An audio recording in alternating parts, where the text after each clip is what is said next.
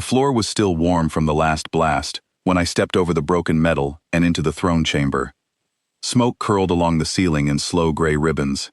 My boots crunched over shattered crystal that used to be a window looking out over a dying city. Somewhere behind me, my squad was still clearing the lower halls, but I did not wait for them. I had heard the reports. I had heard that the last queen of the Veltari hive was still alive, sealed inside a containment field in the highest chamber of her fallen palace, and something in me needed to see her before anyone else decided what to do with her. My name is Daniel Ashworth. I was a translator before I was a soldier, and some habits do not leave a person just because a war forces new ones on him.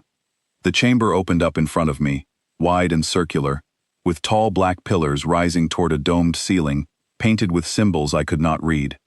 In the center of the room, behind a shimmering blue containment field, stood the queen. She was taller than any human, her body covered in dark violet chitin that caught the light in strange, shifting patterns. 6 narrow limbs folded close to her sides. Her head was long and angled, with 2 large black eyes that tracked me the instant I entered, sharp and alert despite everything that had happened to her people in the last few hours.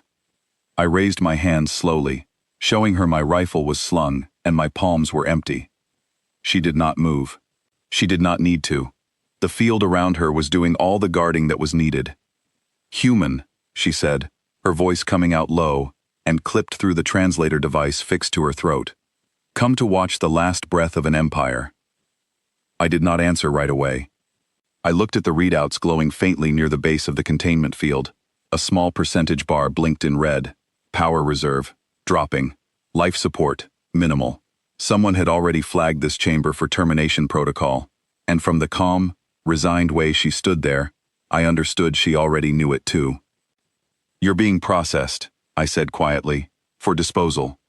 "Yes." She said it the way someone might mention the weather. No fear in her voice, no sadness, just fact. I stepped closer, ignoring the warning chime that pulsed faintly from my wrist unit. "Why aren't you fighting it?"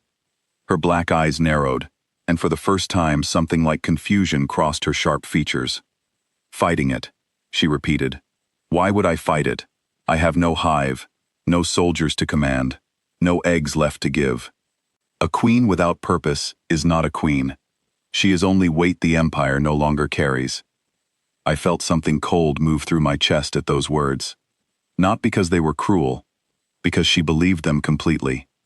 Behind me, I heard footsteps, fast and heavy. Sergeant Priya Malhotra rounded the corner into the chamber, weapon raised, eyes scanning fast until they landed on me standing near the field.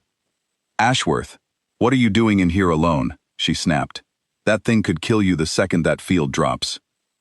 "She's not going to kill me," I said, though I had no proof of that beyond the look in the Queen's eyes, which held nothing but tired resignation. "She's not fighting the containment. She's letting it happen." Priya lowered her weapon a fraction, confusion crossing her face. "What do you mean, letting it happen?" I turned to the Queen. "Tell her what you told me."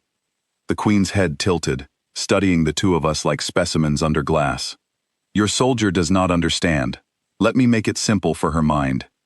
In the Veltari way, a queen's worth comes only from what she produces.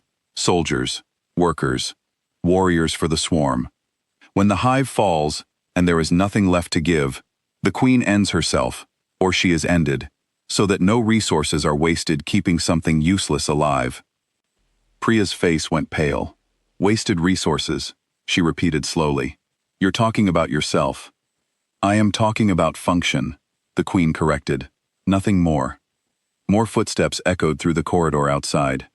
I turned to see 3 more of my unit arrive, weapons ready, breathing hard from the climb up the tower stairs. Corporal Elena Whitfield was in the lead, her dark eyes scanning the room with the same tension the rest of us carried since the invasion began 3 years ago. Behind her came Marcus Bellwether and a younger soldier named Owen Fairclough, barely 20 years old, still gripping his rifle like it might jump out of his hands if he loosened his fingers. "Command wants confirmation," Elena said, breathing hard. "Termination protocol on the last queen. They want it done before extraction teams arrive to strip the palace for tech." The word termination hit the room like a dropped weight. Owen's eyes flicked toward the Queen, then away, uncomfortable. I stepped between Elena and the containment field, my hands still raised, palms open. Wait, just wait 1 minute. Ashworth, we don't have a minute, Elena said. Command wants this cleared by nightfall. She's not a threat, I said. Look at her. She hasn't moved. She's not fighting the field. She's not even trying to escape. That doesn't matter, Elena said, though her voice had lost some of its edge. She's still the last queen of a hive that killed thousands of our people. The queen's voice cut through the argument, calm and even. Your soldier is correct. I am not a threat. I have no army left to threaten with. Do what your empire requires. I am already prepared. Something about the flat certainty in her voice made my stomach twist. I had spent 3 years fighting the Veltari, watching friends die in tunnels and trenches carved into worlds that were never ours to take. I had every reason in the galaxy to feel nothing when I looked at her, and yet standing there, watching a creature who had commanded armies, simply waiting to be erased because no one had ever told her she was allowed to exist for any other reason, I felt something crack open in my chest that I did not expect. How old are you? I asked suddenly. The queen blinked, thrown off by the question. 412 cycles. 412 years, I said, mostly to myself. And in all that time, has anyone ever asked you what you wanted? Not what the hive needed. Not what the swarm required. What you wanted. Her eyes fixed on me, unreadable at first, then something flickered behind them, quick and startled, like a spark trying to catch in wet wood.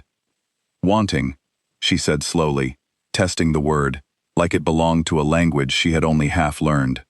Queens do not want, queens provide. That's not an answer, I said. That's a rule someone gave you before you were even old enough to question it. Elena shifted uncomfortably beside me. Ashworth, this isn't the time for a philosophy lesson. It's exactly the time, I said, my voice sharper than I meant it to be. Because in about 10 minutes, Command is going to order this field dropped and this chamber flooded with enough voltage to end her. And nobody in this room is going to ask if that's actually necessary. We're just going to do it because it's protocol. Because it's easier. Marcus, who had been silent until now, finally spoke. Ashworth, she led armies against us. Her hive burned 3 colonies. My cousin died on one of those colonies. I turned to him, and I understood the anger in his voice because I carried some of it too. I know what her people did. I'm not asking you to forget that. I'm asking whether killing someone who has already surrendered, who has no army, no weapons, and no way to hurt anyone, actually makes us any better than the thing we fought against. The room went quiet, except for the low electric hum of the containment field.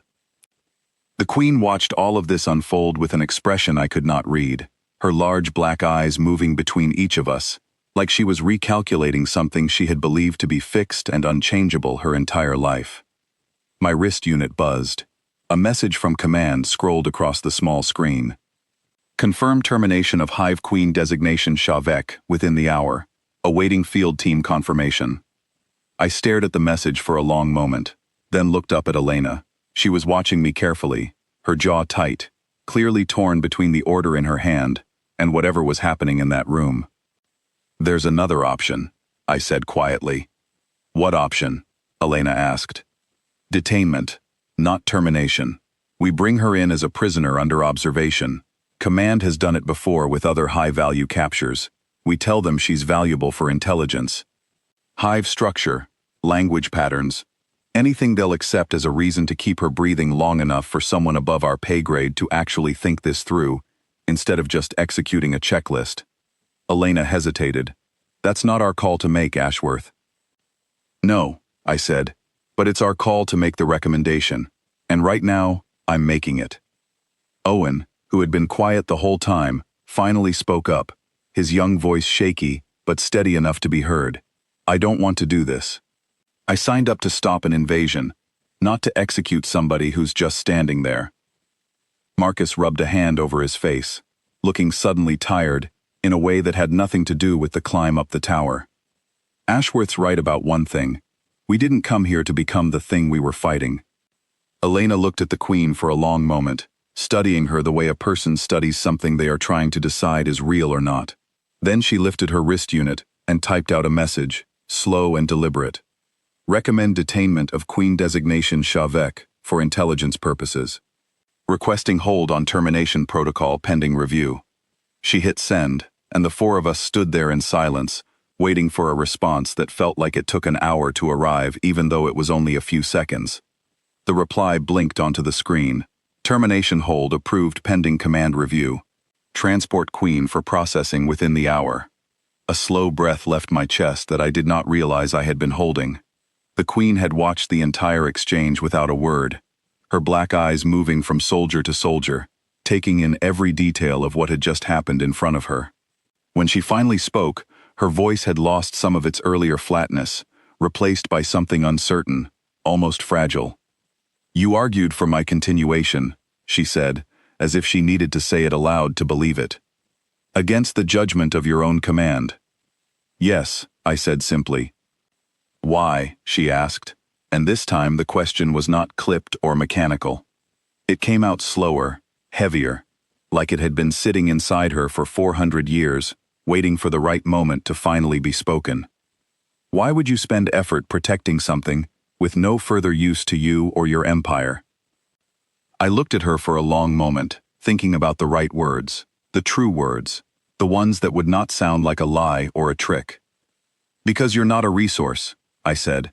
"You're a person, and a person doesn't stop deserving to live just because they can't produce anything for anyone anymore." The chamber went silent again, but this silence felt different from the one before, heavier, fuller. The Queen's limbs, which had remained perfectly still since I walked into the room, began to tremble, just slightly, at the joints. Her large black eyes, which had shown nothing but calm resignation this entire time, suddenly grew wet, a thin, clear liquid gathering along the lower ridge of each eye before spilling slowly down the dark plates of her face. None of us said anything. Even Marcus, who had every reason to hate her, stood frozen, watching the transformation happening in front of us. "I did not know I was capable of this," the Queen whispered, her voice cracking through the translator, in a way that made it sound almost human, despite everything separating us. "In 400 years, no one has ever spoken to me as though my continuation mattered beyond what I could give. Every voice I have known, every command I have followed, every child I have birthed, all of it was measured only in output, only in use." Her limbs trembled harder now, and she pressed one hand against the containment field, not trying to escape, just trying to steady herself against something. "You don't have to die for us to let you live," I said quietly, the words leaving me before I had fully decided to say them. The moment the sentence landed, something inside the Queen seemed to give way entirely. She sank down slowly inside the containment field, until she was kneeling, her head bowed, and the sound she made then was unlike anything I had heard from the Veltari before. Not the sharp clicking battle calls we had grown used to on the field, not the cold commands broadcast over enemy channels. This was something else. Something raw and unguarded, and painfully familiar, despite belonging to a creature that looked nothing like us. She was crying, truly crying, in the way any living thing cries when it finally hears the one sentence it never expected to hear, and did not know it needed until it arrived. Owen shifted uncomfortably, clearly unprepared for the sight of an alien queen breaking down in front of him. Elena's hard expression had softened into something closer to sorrow. Even Marcus, arms crossed, jaw tight, looked away for a moment, as if giving her a shred of privacy despite the field separating them. "I am sorry," the Queen said after a long moment, her voice thick and unsteady. "I did not intend to display this in front of you." "Don't apologize," I said. "You've spent 400 years being told that everything you feel doesn't matter unless it produces something useful. You're allowed to feel something without it needing to be useful to anyone." She lifted her head slowly, her black eyes still wet, fixed on me with an intensity that felt almost too heavy to hold. "Your empire will not agree with your choice," she said. "Many of your own kind will not agree." "Maybe not," I said, "but I'm not asking permission to think you deserve to exist. I already believe it."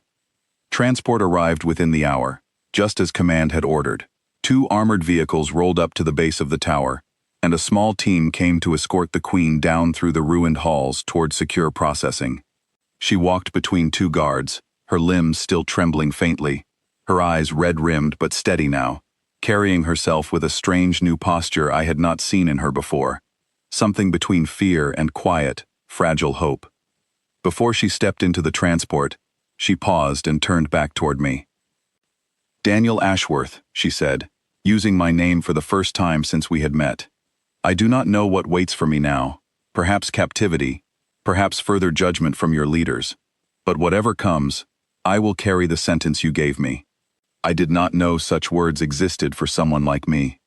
"They exist for everyone," I said. "It just took someone willing to say them." She held my gaze a moment longer, then allowed the guards to lead her into the transport.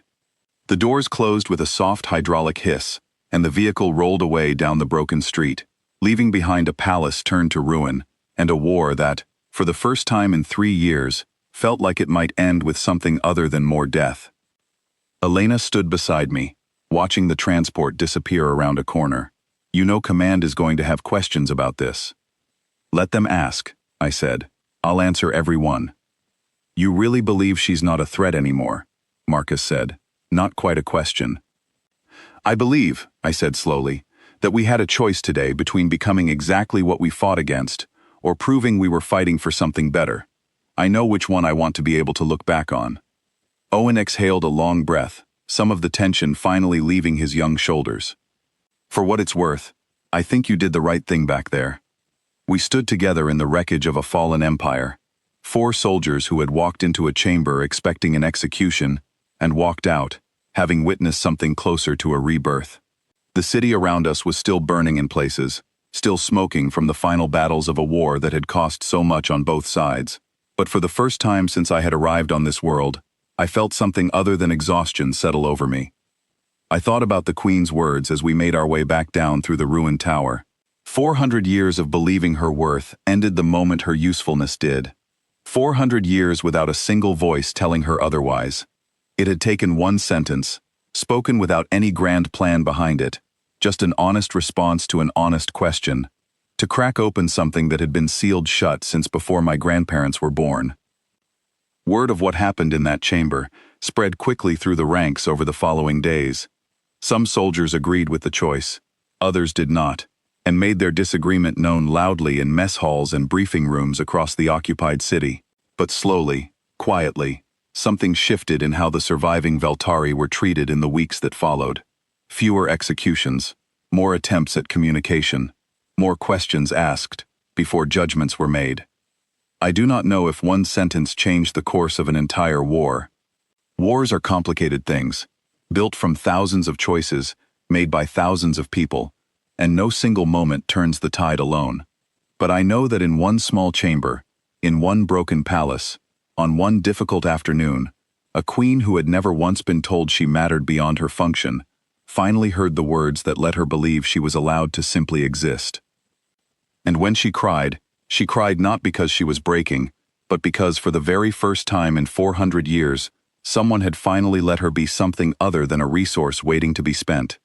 That, I have come to believe, is worth more than any battle we won.